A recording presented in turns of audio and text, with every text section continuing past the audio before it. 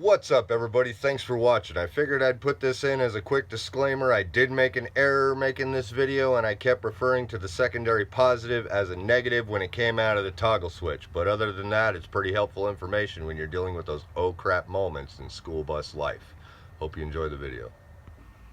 Well, this is one of those really fun situations. I went to go drive, and since I have my cooling fan hooked to a toggle switch because the temperature sensor went out on the line, I put it through to a toggle switch on my dash. Started driving, went to go flip the switch, got nothing. So I pulled out my little handy dandy tester right after I pulled off to the side of the road, and I checked my toggle switch, and it was bad. It was just your normal one, just like that. Positive, negative terminal, that was it. Nothing special. Now, it's a good thing that I already had another one, but this one's lighted. So I have to add a ground wire to this switch in order for it to not burn out so fast. So I went ahead and tested the switch. Now, if you looked at my other video that had toggle switch replacements in my school bus, this one isn't marked. Okay, so this one actually has a number sequence, 1, 2, and 3. So I took my tester to it. Number 1 was the positive, number 2 is the negative, and number 3 is the ground wire. So now I got to get it hooked up. The only bummer is I had to pull off my instrument cluster to be able to get to it. But what I'm going to do is I've identified, I remember I told you guys most ground wires in vehicles are identified by either being black or white, okay? So I've identified my ground wires throughout this whole system.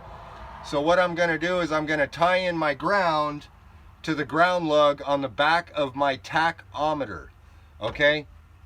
Now if you don't understand what a tachometer means or is, it's your RPM gauge, okay?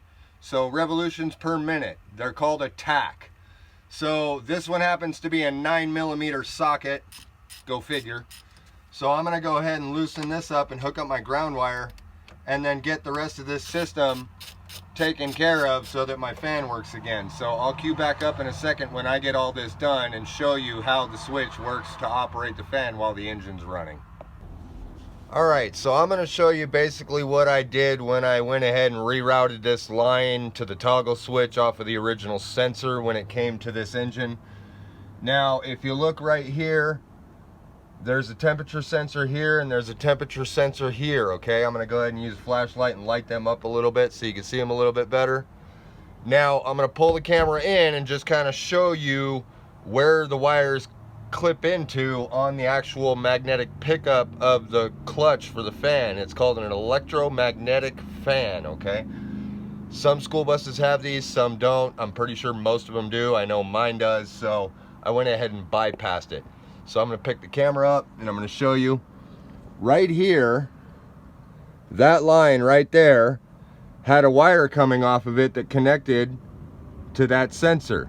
So basically what I did was I went ahead and identified what the positive lead was right here, and I connected it just past over here, and I went up through the wall and into the console where all my instruments are up on the dashboard so that I can go ahead and just flip the switch when I needed to. So that's something to take into consideration. Always pay attention to whether your cooling fan is working or not. If it's not a belt-driven, locked-in-place fan and you happen to have an electromagnetic clutch system on your fan, because your engine will overheat and next thing you know, you're blowing gaskets, you just ugly scenarios. You can have all kinds of stuff go wrong. So I figured I would show you that so you can kind of understand what's going on when it comes to replacing the toggle switch on my dash, because in this particular engine, cooling it down is absolutely necessary. It generates a lot of heat. Alright, so I got this all wired in. I've got my positive on terminal number 1. I have my positive out for fan power coming out of terminal number 2.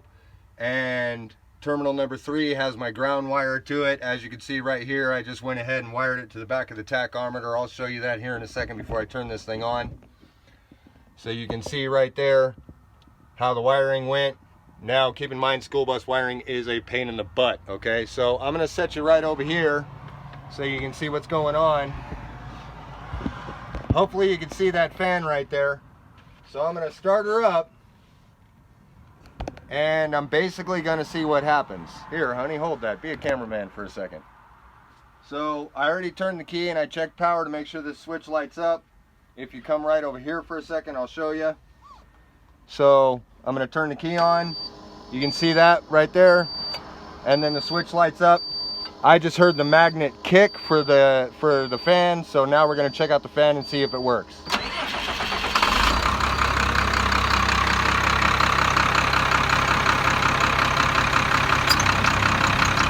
And there it is.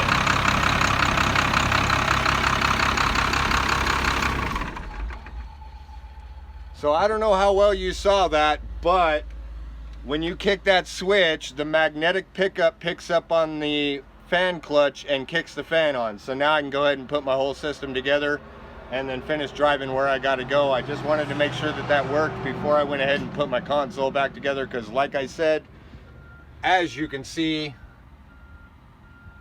there's a lot of wires in there, so you got to make sure that nothing's crossing or nothing like that. All right, so you guys take care.